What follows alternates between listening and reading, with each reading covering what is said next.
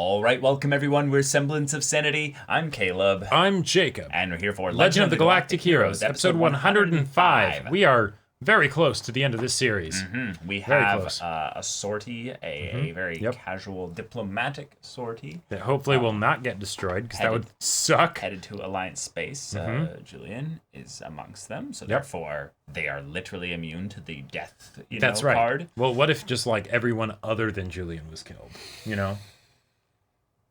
They need to make an example is of him or going something. there, so... Well, actually, that's a good point. If Shunkov's there, then they're probably okay. No, I mean, Shunkov is literally the person that would probably bring this to violence first. Oh, sure. Or I thought you were going to say, or make sure that Julian somehow survives. But that probably too. But also, someone else is potentially in danger, because as much as I love you, Wallen, and your disapproving dad stare... self. That's right, Chadmiral indeed. I can't believe it took us this long to think of that one.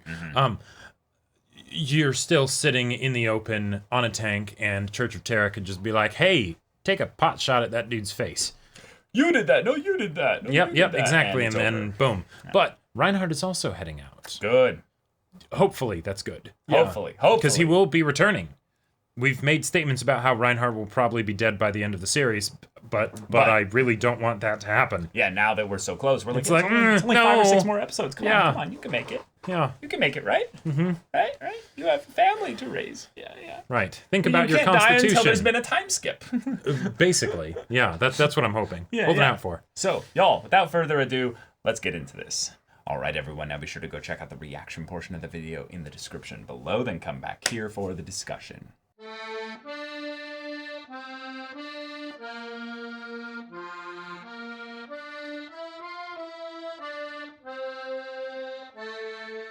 All right. Okay. The rug pool incident.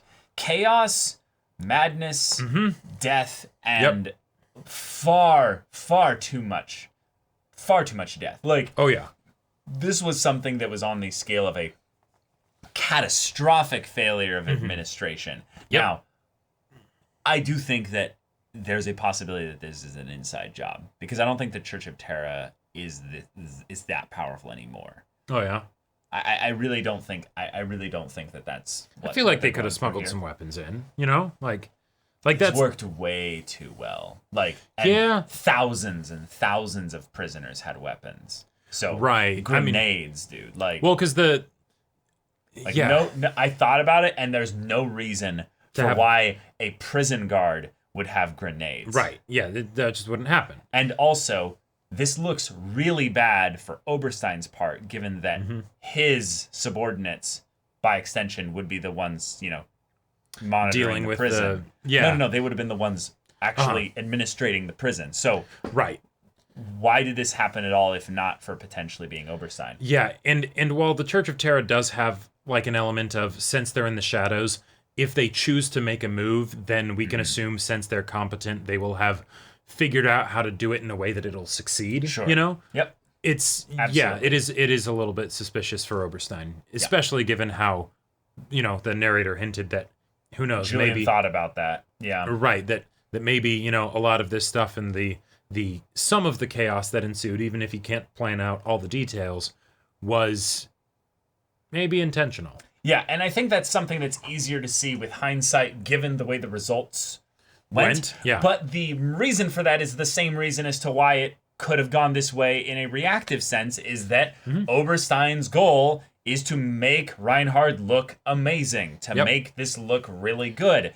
If that means that he has to take on a little bit of the negative role at times, he would absolutely do that. That's totally within his character. But the thing is that as a motive doesn't work just to be the thing as to why he would do this. He would act this way even if he didn't manipulate this into happening. Exactly. So therefore, it's kind of a moot point. Right. Like, it's trying to feels like he would do this. Right. It's the difference of trying to figure out if the person is like a Machiavellian schemer or if they're just a really good improviser. Yeah. Right? Yeah. And I think that Oberstein could absolutely be both, and it wouldn't really matter to most people involved. Right. Because the result would be the same either way.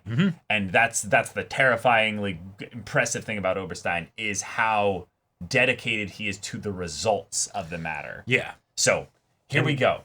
The negotiations are happening. Mueller is leading them, which is like awesome. favorite of all the admirals to be leading this, even more than Mittermeier. I'm sorry, Mittermeier. Mueller is just such a good doggo. Now, okay, Reinhardt handled everything masterfully, but Bittenfeld noticed this is not the same Kaiser of a year ago. Right. If Kierheis were here, maybe, yeah. Well, like, you noted the fact that he was actually more impressed with the idea that Reinhardt was empathetic, or at the very least was not like tearing him a new one. Is this because of the fact that Reinhardt is now married and he is actually kind of actually learning a bit of things, specifically from Mariendorf? I could see that being the case. I could also see it being something where, as a result of what happened with Kierheis, as a result of what happened with Yang dying, that happened before when he would lambast Bittenfeld. Well, okay, maybe not Kierheis. With Yang dying, he became less combative, right? He ended up wanting peace, and he technically, this is why I brought up Kierheis, is because he had that whole thing where he kind of spoke to Kierheis in a dream, essentially, right? And that was what made him have the realization that he wanted to end the conflict before Yang died, and then Yang died, and that's, and then suddenly that basically went tits up.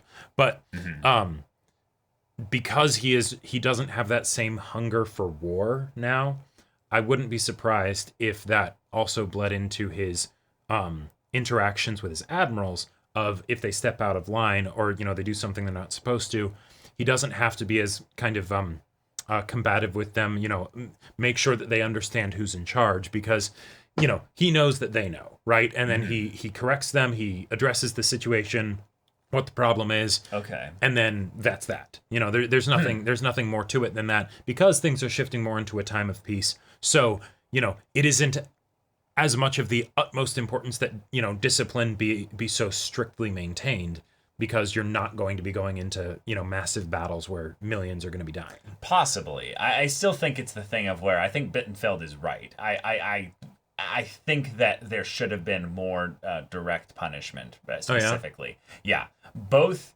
Oberstein and Bittenfeld, I feel like, were kind of basically given the, hey, your heart was in the right place. Sure. And I don't think that... that doesn't get results necessarily. No, I don't think that is the kind of world Oberstein even wants to build.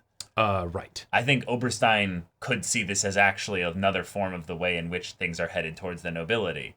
Of, no, you're better than this, so it's okay. Sure. Yeah, and you might not deserve this position anymore, but you've done a lot in the past, and it's not based on your current merit or what you're actually bringing to the table now, because as soldiers, they won't actually bring as much to the table in peacetime. I actually think it'd be fine if, Bittenfeld was demoted. Yeah. I honestly think that the acts that Bittenfeld did borderlined on what I would call seditious. Totally. Like thus being extension of breaking the chain of command with someone who the Kaiser represented. You basically you ignored a direct order from the Kaiser. Yeah, because if it was something where Bittenfeld was like on the same rank as Oberstein, right? Then it's like, okay, it makes sense then. It's a spat between officers, right? Between equals.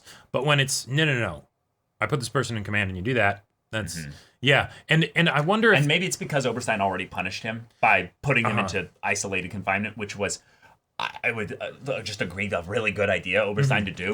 Yep.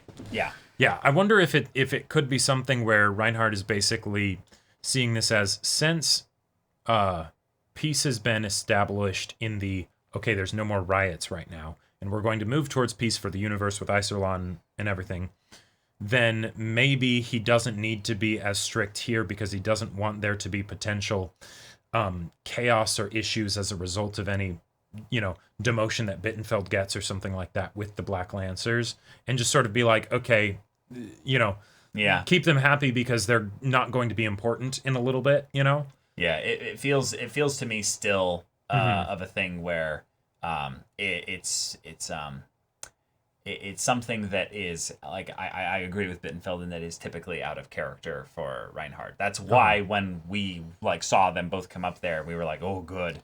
He's gonna chew them out. Yeah. He's gonna chew them both out. Nope, didn't do that to either of them. If anything, I think that this is an impressive act of where Reinhardt can toe the line of doing something that I would say is potentially damaging as a great ruler, but also showing that he's a great man in addition to being a great ruler. Yeah. So he didn't need to necessarily give them the fullest extent of this because the situation had been resolved, like you're saying. But I still think that in some measure, I would have sent Bittenfeld, I don't know, back to Fejon. Yeah, like... And just been like, you and, I don't know, Mecklinger maybe. I don't know, maybe they would actually want to keep everyone here just to keep it all under one thing, specifically because there's still the possibility that Iserlon could send 12,000 ships and do some shit to them. They want to have the overwhelming numbers to be like, no, don't even think about it. Yep. We have 75,000 ships or what have you. Right. It's not even a chance in hell that you would have anything to do here. Yeah, I feel like this decision that Reinhard made was one that basically shows that the potential worry that he would have would be more of the going towards the nobility rather than Golden Bomb of the thundering tyrant. Yeah. Where it's more of the will he end up like executing people because they failed him or screwed up or something like that, you know. Yeah, and this person is the kind of person that could make peace with Iserlon. Like, the ruler that Reinhard is showing himself to be right here could do that. Yep. Like, even though very recently he was hungering for war, you know? Right. Yeah, like because because this is not the old him, but at the same time, the old him probably wouldn't be in peace talks right now.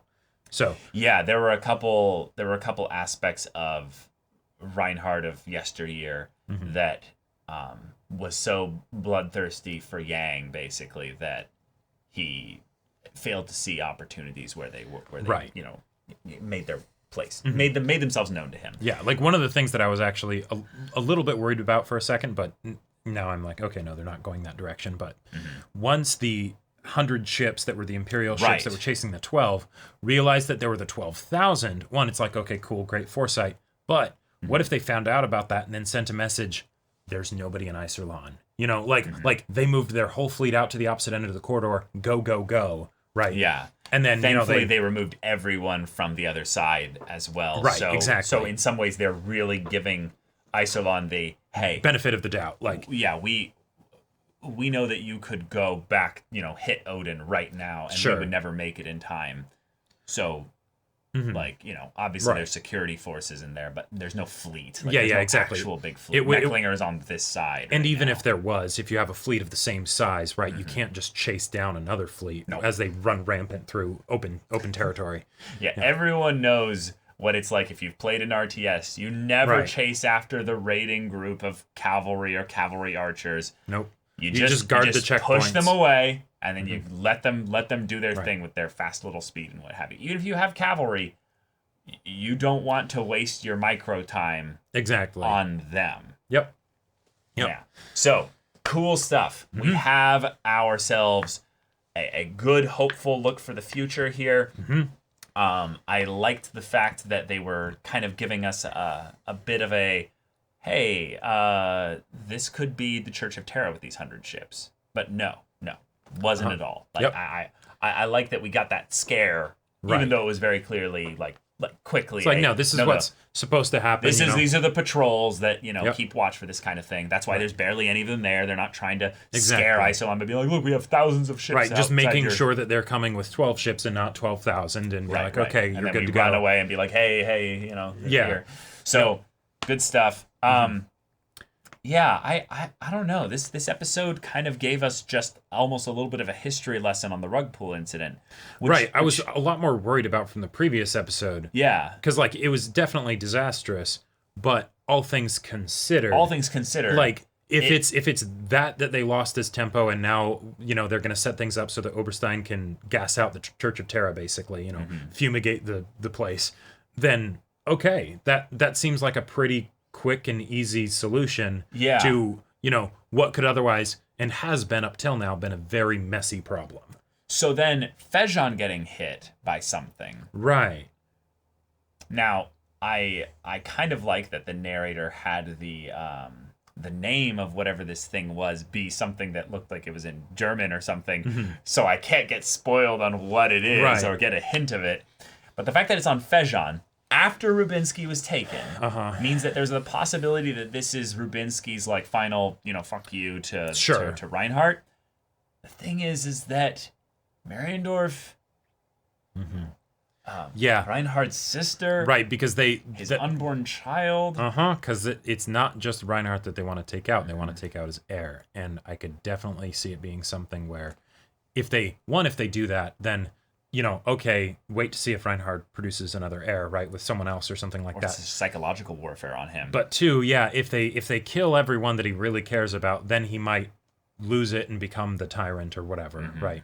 Because Goldenbaum got paranoid and saw betrayal around every corner. Yep. If everyone Reinhardt cares about, his whole family, is suddenly killed while he's away. Or just attacked. Yeah. Even if they don't succeed, it could still succeed, Right. So, or even if it's not that, even if it's not that Mariendorf dies, but say she gets attacked and has a miscarriage, then it could be the kind of thing of where he's just livid, right, and has to see her again and abandons the peace talks. And then it's who's gonna talk to them now? Right. Yeah, exactly. You're gonna let Mittermeier Sorry, do it's it? a bad time, Yeah, it's this is really, really bad timing here. Now, I want to put out an idea here. Okay. Because I think at this point we are set up to have one of two scenes happen before this show is over. All right. Oberstein having some talk with Reinhardt of, I did it all for you. Sure.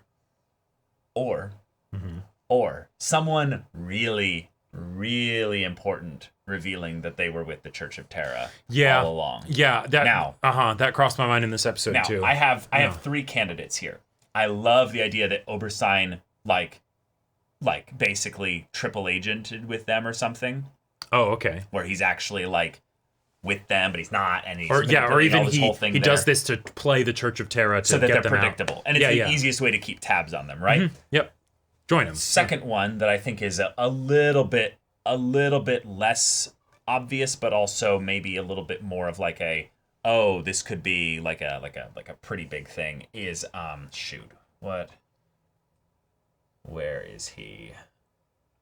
Keep forgetting these subordinates. I think it would be Fellner. Yeah. Fellner? Yeah. And then the other one is because Fellner was the one that swapped after the nobility and everything. Is that he's been again swayed into manipulating the Church of Terra with Oberstein, and he's all in on this. Sure. But he's doing dirty work with Oberstein, and they're in cahoots with this. Right, because with the admirals that are still alive, I feel like they're all loyal. They're all loyal. There could be the potential misguided kind of trope, Sure, but I don't Bittenfeld. Bittenfeld. Yeah. Right. But it's I feel the Oberstein thing is the most likely because there would be a motivation for why it would happen without completely rewriting the character of because if it was Bittenfeld, it's it'd be oh, you thought I was just the dumb idiot, right? But I was actually playing that up and you bought it and then, whatever. And then here's the other one that is going to make you go wait, what? Mueller? No. I think his name is Emil. Oh, yeah, no, Emil, I've been sus of Emil for a long time. So Emil lost his father in the Battle of Amritsar here, right? No, now, I think that Emil might actually end up killing Reinhardt. What if Emil has already killed Reinhardt? And it's that in order to make it be the perfect death, they can't kill Reinhardt when he's at the height of his. Yeah, they need to do it at the prime time. No. It's the idea that they've been poisoning him little by little in his wine. And it's the kind of thing of where these fevers, these repeat things, are just showing that his body is slowly degrading, but it's fast enough that he's guaranteed to die in the next 5 years. It's just a question of, will they have enough things going to where they can be his death will not be a rallying cry for the Empire, and it will, they'll have everything all set up, but it needs to be okay, once that happens, we need it to happen when there's no successor, and then when things are already lots of strife in the admirals and stuff. Yeah. That's That's the deep, weird theory I have Even the here. fact that he looks like Kirheis, right? I wouldn't be surprised if... Now, granted, Reinhard made him his personal assistant and all of that stuff, but I wouldn't be surprised if he was planted there. Absolutely. As like a... no, we know how much Reinhard cared for Kirheis, that no one has really been able to get close to him since. Cool. You'll go in, they'll never suspect you, you know. And then just don't do anything. Just do it. Just follow his every single word, and then care for him and everything, and then eventually over the course of time, we'll start finding ways to put some very base elements into his food and drink that will not actually harm him, but will start eating away at some of his organs' capacity to do like specific things. Right. Nothing obvious. Nothing obvious. Yeah. No one would have necessarily even need to find out after, because if they find out after, then they might rally around it. Our Kaiser has been murdered. Right. Yeah, was assassinated. But if it's he dies at 26, you know, then it's that's tragic. What do we do after? Now we feel so lost, right? Yeah, exactly. Yeah. Yeah. Yep. So we'll see. That's a ridiculous theoy. But the fact that they keep bringing up the idea of his health being a thing that will actually be the end of him, and it's not some assassin, some ship battle, some moment where someone just a stray shot hits him, or something.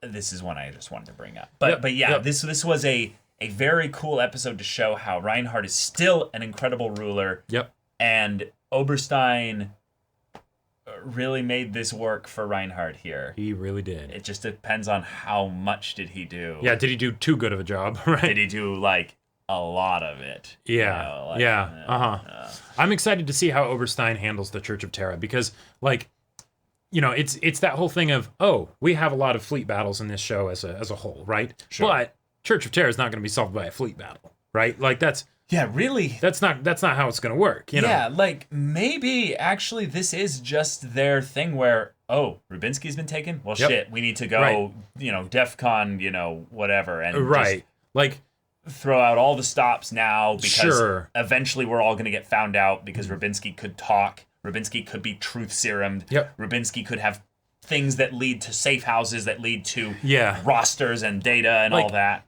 The fact that Rubinsky was arrested off screen and we never even saw him in a cell, Yeah. I feel like that's indicative of how the Church of Terra's end is going to be, right? Yeah. You might have a random episode like we had way back when they stormed the places and took out all those outposts and everything, but it's basically going to be that. You know, they get them to make their move. Right now. Yeah, they are that weak right now, and then it's, you know, again going to be that spring cleaning. You know, it's going to be the, you know, yeah, you can get the rats, right? You know.